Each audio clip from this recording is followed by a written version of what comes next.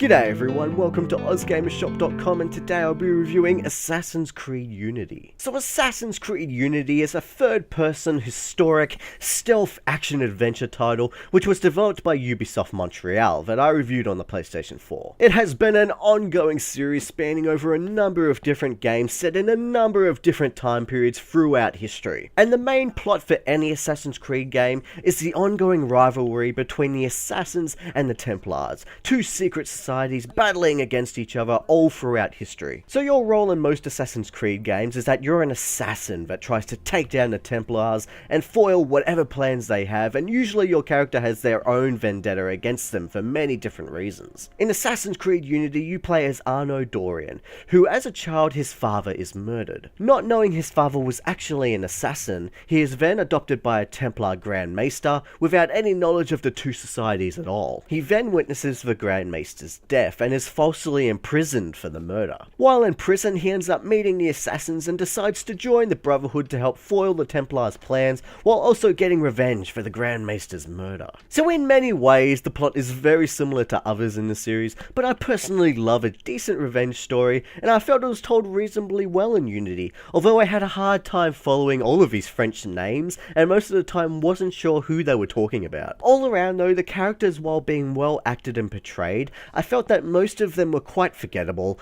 Arno himself though is quite a likeable character, being both charming and deadly, and I also like his love interest, Elise. She is the daughter of your adopted father, who turns out to be a Templar as well, but I found she was the most interesting character and I enjoyed the interactions between herself and Arno. So the main highlight of any Assassin's Creed game is open world, parkour, stealth action gameplay, and it's no different in this entry. Paris is absolutely stunningly beautiful. I don't know what Paris looked like in the 17th century, but the architecture of the buildings is beautiful, and the AI that fills the world also add to this. There are so many people on screen at once now, with each of them carrying out different and varied actions. From holding hands walking down the street to participating in the French Revolution, everyone has something to do, and this all adds up to create a convincing, realistic world. And this brings us to what you'll be doing for the majority of the game: lots and lots of parkour. A staple of the series being able to run up any building,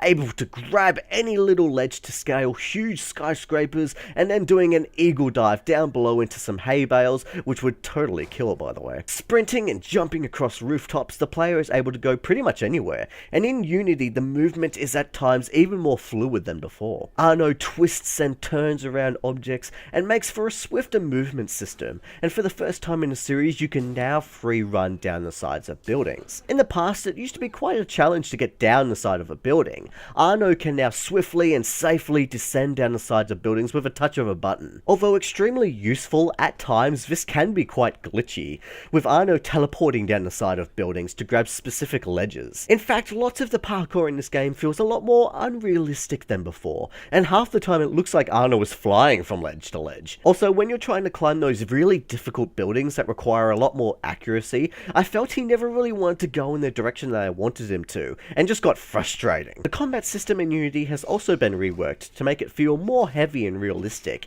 You can really feel every single strike and the impact of every single block. They have also added a 5-point level system for you and your enemies. The more points that they have, the more powerful they are, and if you don't have the points to match it, you will most likely be killed by that enemy. To counteract this, the game encourages you to learn new skills and to purchase improved weapons and armor that add a number of stats to Arno, therefore improving your level. This does sound interesting in theory, adding a more RPG element to Unity, but I felt that it was underdeveloped and because of that ultimately unnecessary. The system is just hard to fully understand. There were times where I bought new equipment, but my level never raised. I just feel that the game would have been perfectly fine without this 5-level system, and just base it on upgradable stats from purchased weapons and armor, along with the player's natural fighting skill as with previous games in the series. So let's get to some things I really liked about Unity. For starters, the main story assassination missions. Usually at least once per sequence, you end up having to carry out an assassination,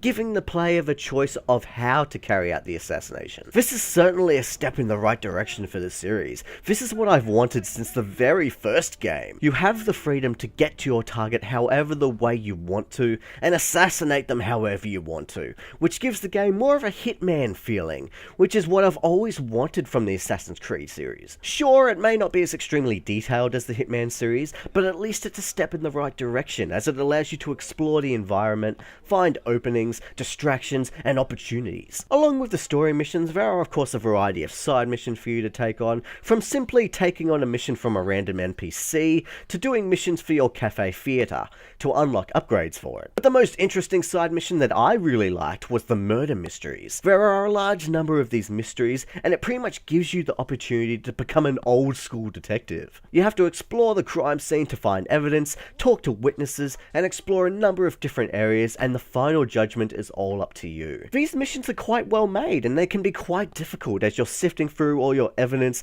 reading every little thing, to piece together what happened and who done it. To me, the rest of the side missions were pretty same old, from collecting items, exploring areas, and killing lots of people, so the murder mysteries really stood out for me. Speaking of missions, the one mission I used to hate doing in Assassin's Creed games is the tailing missions. But fortunately, now it's a lot easier than before, as you are now able to see your target through walls, so failing this mission doesn't happen as much as it used to. Also, another annoying addition that has been more resolved in Unity are the uninteresting Abstergo sections. In past games, these sections are set in the present, in which you have to complete little tasks that are uninteresting, and the story around it is just really confusing. I usually always just stick to the past storyline, and don't really show much interest in the Abstergo storyline, but sometimes you can't avoid this, as they usually overlap from time to time. But in Unity, there are pretty much no Abstergo sections at all. Every now and then, somebody talks to you about your current objective, but that's about it. The only thing you'll ever have to do is that from time to time the system glitches,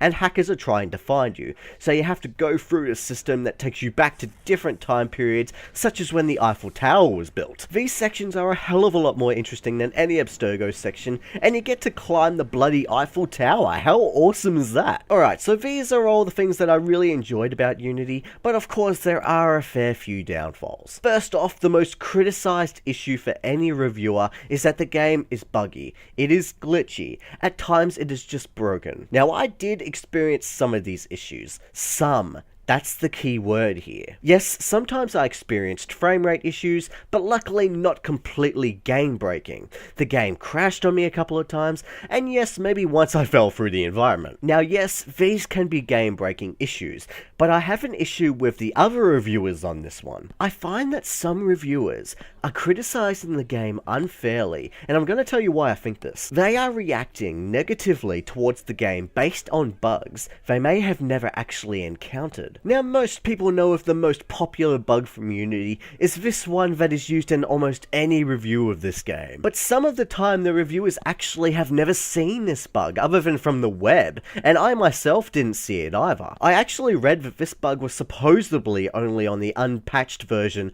of the PC version of the game. So if this is true and the reviewers are criticizing it on a bug they didn't experience, it's just really unfair towards the game and the developers. Sure, of course there are plenty of bugs in Unity, but when it comes to that, it just feels wrong to me. Other problems that I had is that I found the skill tree and the equipment in the game to be quite limited and uninteresting. For a game to hook me in and make me want to earn experience to upgrade my character, I really need interesting abilities that I want to drive towards, but sadly I just didn't have that drive in this game. And as for the equipment, the most you really get is a portable hand dart crossbow, which of course is quite useful, but you don't really get anything else besides this. And of course, one of the biggest issues of all, they took out the ships and the hunting, which was made really fun and interesting in Black Flag. Black Flag was the first game in the series since Assassin's Creed 2 to really suck me in. I personally love Black Flag. Not only was it a really well-made Assassin's Creed game,